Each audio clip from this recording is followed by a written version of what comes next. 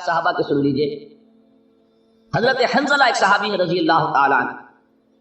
ایک مرتبہ وہ گھر سے نکلے, عجیب کیفیت تاری ہے, کہتے جا رہے ہیں نافق حنظلہ نافق حنظلہ نافق حنظلہ. حنظلہ تو منافق ہو گئے, حنظلہ تو منافق ہو گئے, حنظلہ تو منافق ہو گئے. حضرت ابو بکر سے ملاقات ہوئی رضی اللہ تعالیٰ عنہ. انہوں نے فرمایا حنظلہ کیا کہہ رہے ہو, حنظلہ تو منافق ہو گئے, نافق حنظلہ. بھائی کیا بات ہے, سمجھاؤ تو صحیح.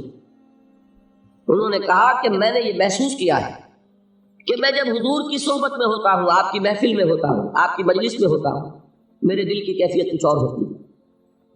جب میں اپنے گھر بار میں آ کے لگ جاتا ہوں, کسی دھندے میں, کاروبار میں, دکان میں, باغ میں, تو وہ کیفیت نہیں رہتی.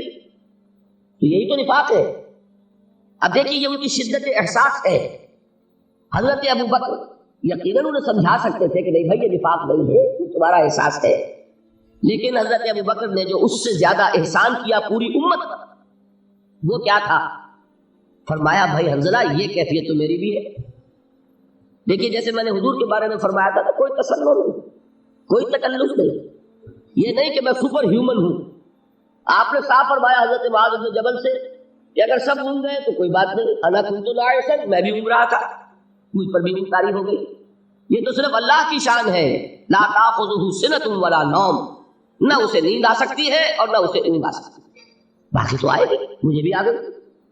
اسی طریقے سے حضرت ابو بکر نے یہ نہیں فرمایا کہ یہ تو ہو ہی نہیں سکتا اور میرا لیے تو کیسے ممکن ہے. صاف فرمایا کہ یہ معاملہ تو میرا بھی ہے. اب سید المومنین ہے تو چلو آؤ کہ حضور سے پوچھتے ہیں کہ معاملہ کیا ہے. میں اس کو کہہ رہا ہوں احسان, کہ حضرت اگر ابو بکر رضی اللہ تعالیٰ عنہ خود ہی سمجھا دیتے تو ہمیں حضور کی سند تو نہ ملتی نا. اب جب آپ لے گئے حضور کے پاس, اب جو کچھ حضور نے فرمایا وہ اب ایک مستند بات ہو گئی, مستند ہے ان کا فرمایا ہوا. اب وہ بات ہو گئی محمد رسول اللہ صلی اللہ علیہ وسلم. حضور کے پاس گئے, ماجرا بیان کیا, حضور نے تسلی دی حنظلہ یہ نفاق نہیں ہے.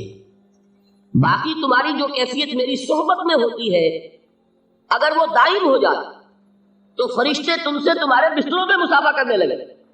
میری صحبت میں میری موجودگی میں جو کیفیت ہوگی ایمان کی, یہ مستقل نہیں رہ سکتی. فَإِنَّهَا يَا حَنظَلَةُ سَاعَةً فَسَاعَةً, اے حنظلہ یہ کیفیت تو کبھی کبھی میسر آ سکتی ہے, ورنہ تو تم فرشتے ہو جاؤ, پھر انسان کہاں رہو گے. فرشتے تم سے تمہارے بستروں پر مسافہ کریں گے.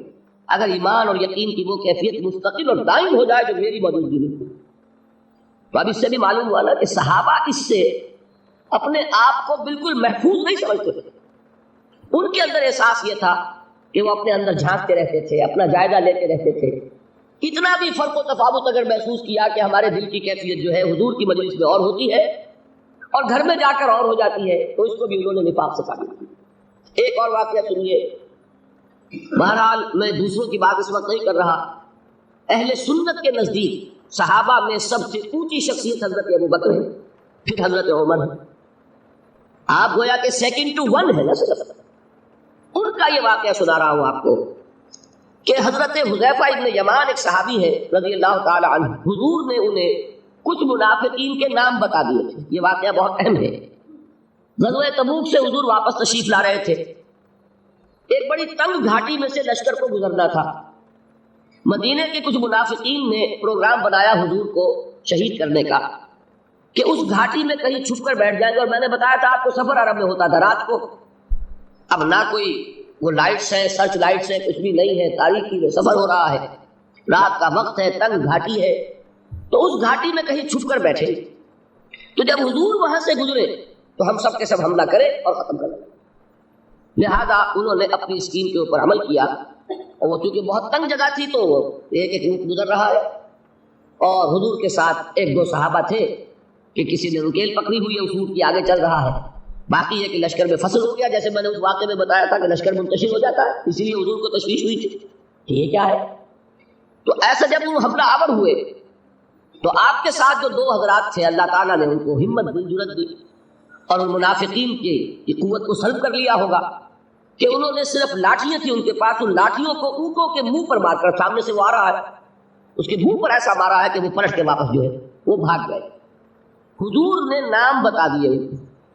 اگرچہ انہوں نے منہ پر ڈھاٹے باندھے ہوئے تھے, اپنا جیسے ڈاکو اپنے آپ کو چھپاتے ہیں آئیڈینٹی کو, پھر اندھیری رات کچھ پتہ نہیں چلا, حضور نے حضرت حذیفہ کو بتا دیا، حذیفہ یہ فلاں فلاں فلاں لوگ تھے، یہ منافقین ہیں۔